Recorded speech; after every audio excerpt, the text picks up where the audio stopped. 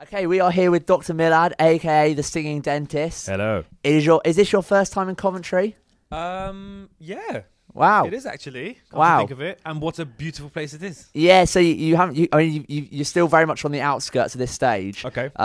It's going to be an interesting experience for you. You slowly delve deeper into the city. Yes, I'm anticipating an interesting evening. Yeah. I've heard. And of course you say it's your first ever live club appearance tonight at Casbah. Yes, it really is. How are you feeling for it? I'm excited, obviously, because it's an amazing opportunity, and I never really thought ever that as a dentist I would be performing in a club. It's quite a just mind-boggling a little bit. But yeah, I'm also a little bit nervous, if I'm honest, because usually it's weird because usually it's just me in my surgery with a phone. Yeah. But then millions of people go on and see it. Yeah. But it's a different mindset of being in front of 100 people, Yeah. 200 people, 500 people, whatever it is. So I'm a bit nervous, but really excited. Yeah. Oh, I'm pretty sure you're going to smash it Oh, tonight. thank you very much.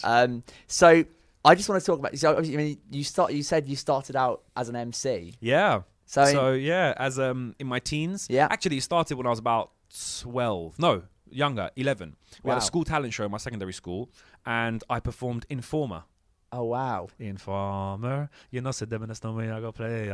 I lick your boom boom down. I still know the lyrics. That's amazing. So yes, I did that, and then it done really well. And I won the talent show. Yeah. And I thought, you know what, this is quite fun. So I just then started writing my own lyrics and things. And I grew up kind of with Michael Jackson and early rap. Yeah.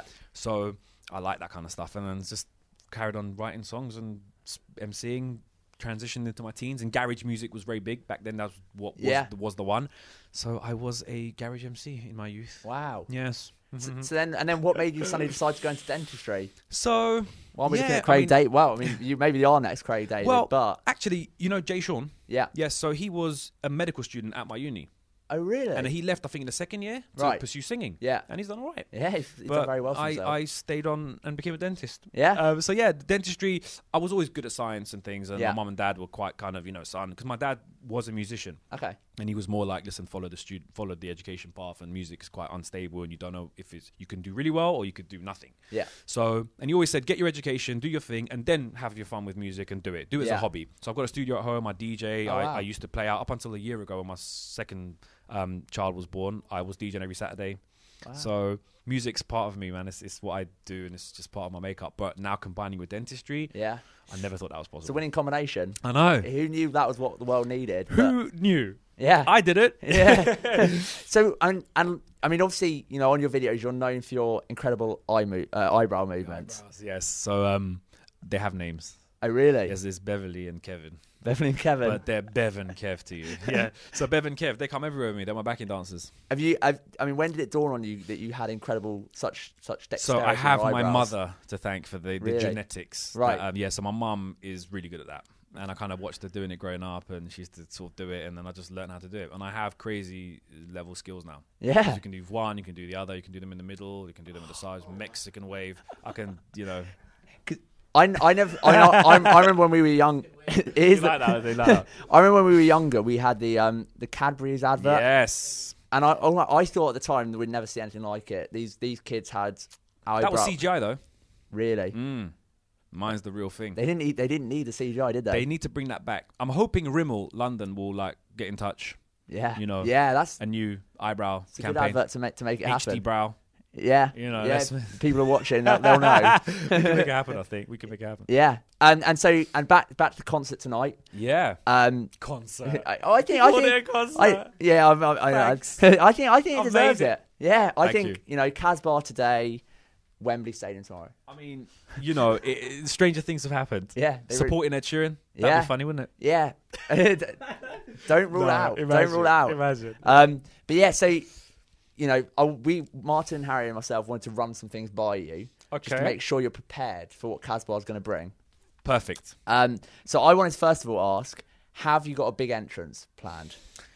No. I'm just going to come on to the song. So I'm performing 3 songs, 3 of my hits. I'm going to do the Girls Like parody, the Tiny Tempers Are Our Last record, the Teeth Like, as we call it. So I'm going to start with that. Yeah. And then I'm going to do my Brush Now, the parody of Skepta Shutdown that I did on the Charlie Sloth show. Yep, Fire in the Booth, or Fire in the Tooth, as we call it. Big friend of Bangers and Mash and Raw 12:51 AM is Charlie Sloth. Not really, but if you want to be friends, we can make it happen. Well, I know him quite well now, Charlie, so I can put in a word. Oh, wow, I love that. And and then I'll obviously end it with the Ed Sheeran, the Save Your Tooth. And at so, yeah, that's the plan. Yeah, and at that point, is there going to be a crowd surf? Because of health and safety reasons, I probably won't. Probably not. Do that. No, I'll just walk off sheepishly back from where I came. It might drop. Might drop. Actually, that might. I'll see how it goes. Yeah. No. Yeah. Yeah, we could do that. I think that'd be amazing to watch. Yeah, I think the Caswell guys might get upset. Yeah, quite possibly. Yeah. It might break it. And something else I wanted to ask: do you have 3 samples ready to chuck out? I absolutely do. Wow. Yes. I've got some toothbrushes and I've got some toothpastes. Wow. Thanks to the lovely guys at Colgate for providing those. But yeah, I'm going to be chucking some out. That should be fun. There's something that students seem to love. I don't know if Martin and Harry agree, but as soon as someone brings out 3 samples... Mouse baths, anything. I don't even use a mouse bath. I've got 3. You know what? They're good for putting like cups on? Yeah. Coasters. Just really big coasters. Well, there's plenty. There's some toothbrushes. And also, in a club, hopefully... Lady luck is with you. Yeah, exactly. A bit of smooching. Give a quick, quick brush before the smooch. Yeah. Who doesn't want fresh breath? Exactly. That's it. And what I'm interested in, we all study economics. Lovely. And I like the thought that in a few years' time, there'll be people doing dissertations on how you handing out free toothbrushes changed the oral hygiene in Coventry. Well, there is a little serious side of what I do. So genuinely, that is the point of kind of where singing dentist kind of, yes, it's fun and it's great and it's positive and enjoyable. Yeah. But there is always a message behind every song. And if you actually listen to the lyrics, I'm giving good sound oral hygiene advice to maybe a demographic that wouldn't necessarily absorb that if they're with the dentist, because most people are nervous when they're in chair. If your dentist tells you do this, do that, you don't really pick things up when you're under duress. But if you go back and listen to a funny bloke singing it to a catchy song that you already know, you might take that on board. Yeah. And that's kind of the point. And the reason when this opportunity came around, I mean, obviously I was like, wow, what am I going to do in the club? But again, I thought it's all about raising awareness. And I'm here with you guys now talking about it again. Yeah. And people hear it. And if it just makes one person go, you know what, I forgot to brush my teeth last night. Let me go give them a quick scrub. Yeah. That's a great mission. Yeah. Accomplished. So what should our aims be when we're brushing our teeth? Okay. So brushing teeth twice a day for 2 minutes. Okay. There's been studies to show that that's quite effective. Okay. So you need to kind of do that. Whether you use a manual brush or an electric brush, as long as you brush twice a day, I'm okay. But an electric is better. Right. Because it does a lot of the work for you and it's got timers so you can kind of keep track of what you're doing. Use a toothpaste that has fluoride. Okay. Pretty much every toothpaste you're going to buy in a supermarket will have fluoride unless you actively hunt for one without it. But I don't really agree with non-fluoride stuff because fluoride is good for you. For your teeth, it is. Sugar. Reduce the frequency of sugar intake. Okay. So you can have loads in one go. Yeah. Obviously, don't have loads, but you can have. If you imagine you've got a bunch of sweets, it's better for you to have that in one go with a meal than little bits constantly throughout the day. Right. Because that would not good for your teeth. Taking that on board, Harry? Yeah. Well, one other little piece of myth busting, which I wanted to do. Yes. I was once told by an ex-dentist, switching up the hand that you brush with makes you think about your brush. And you get places you didn't get before. Maybe that advice is why they're an ex-dentist. I'm kidding. No. So you get used to brushing a certain way, right? So if you do change it up, then you're going to do different things. But, I mean, try and brush with your left hand. Are you right-handed? I'm left-handed. Okay, well, that won't work with you. So try and brush with your right hand. And it's just more difficult because your dexterity obviously isn't going to be as good. So if you have the correct technique, you won't miss any bits. And that's another part of the brushing. You need to have the right technique. And it needs to be systematic. So basically, if you start, the way I teach my patients, for example, start your top left. Yeah. Do all your teeth all the way around to the top right. Yeah. Go inside. And then go all the way back. Right. Then go bottom left. Clean all the teeth on the outside to your right side. Go inside. And come back. You haven't missed anything. The bad one is when you go, a bit of this, do a bit of that, do a bit here, go, and then you miss bits. But if you just follow it around, and you're going to get every corner of your mouth. Yeah, got a set formula. Job done.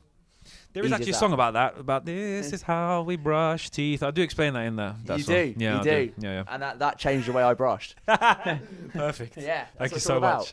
And actually, something else. Orange juice. Ooh. People always tell me. Some people say breakfast or with orange juice, then brush your teeth. Some say brush your teeth before. Which way round?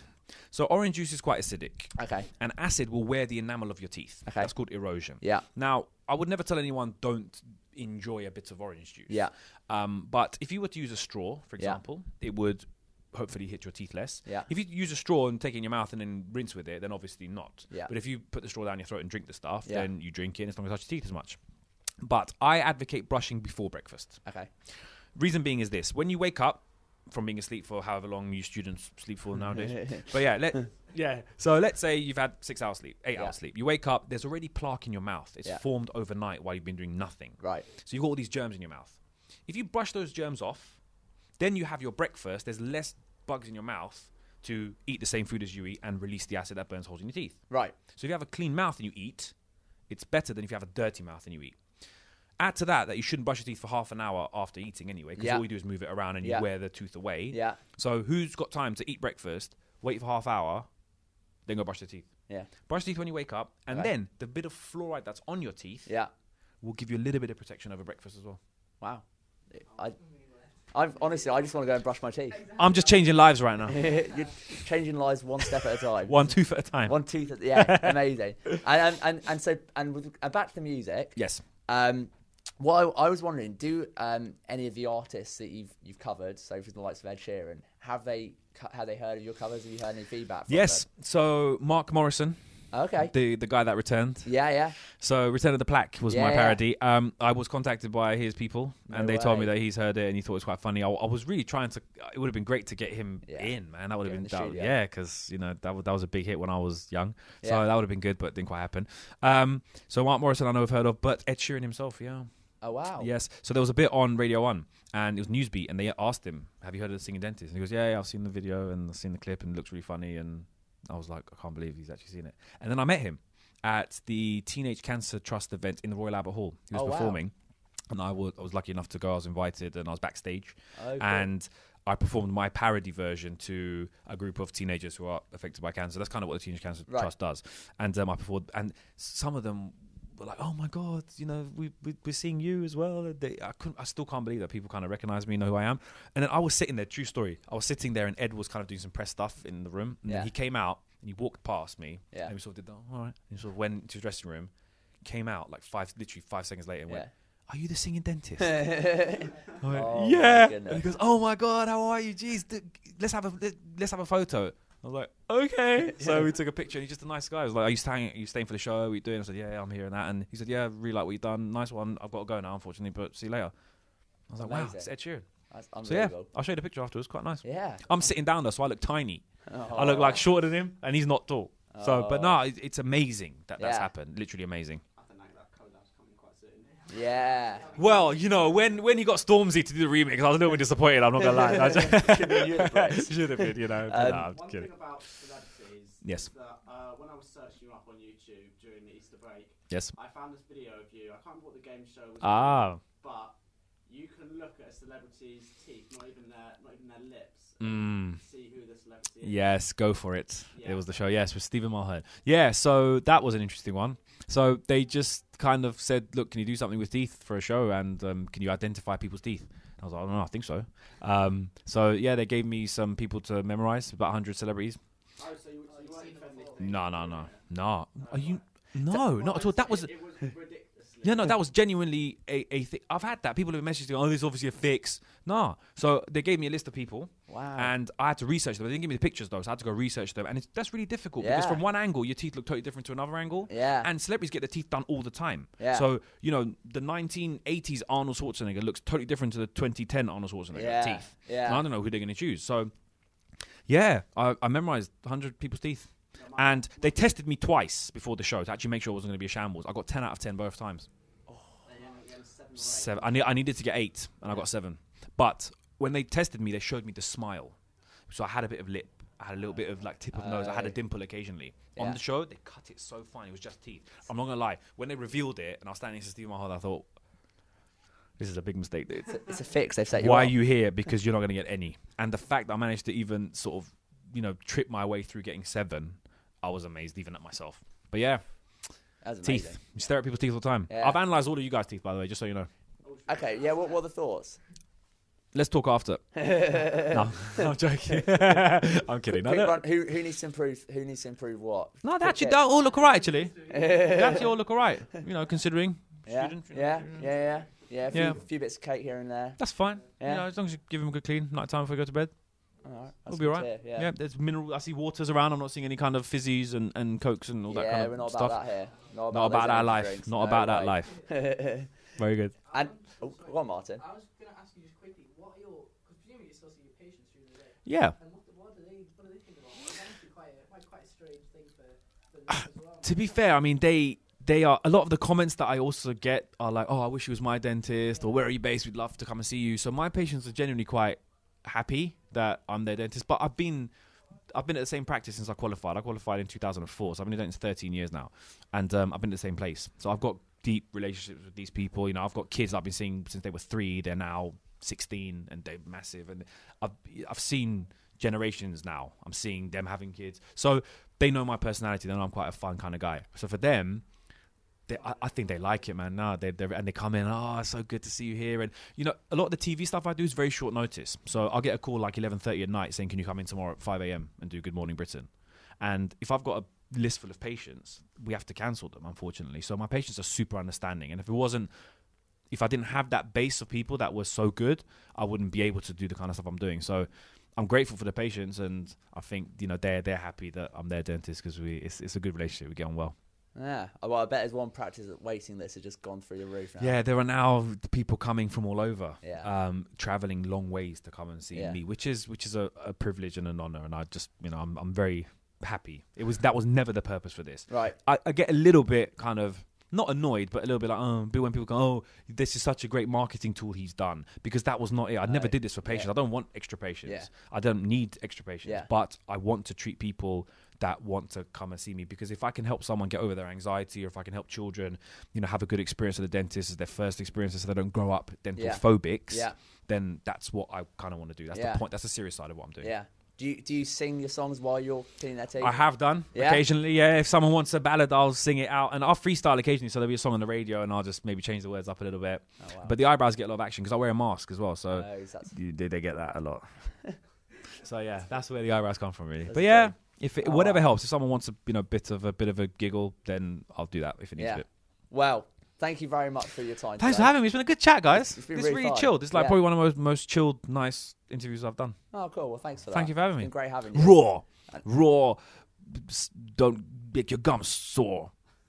There's a jingle for you there. Like that. That was terrible. This is the Singing Dentist, and you're listening to Raw, 12:51 a.m. Brush your teeth.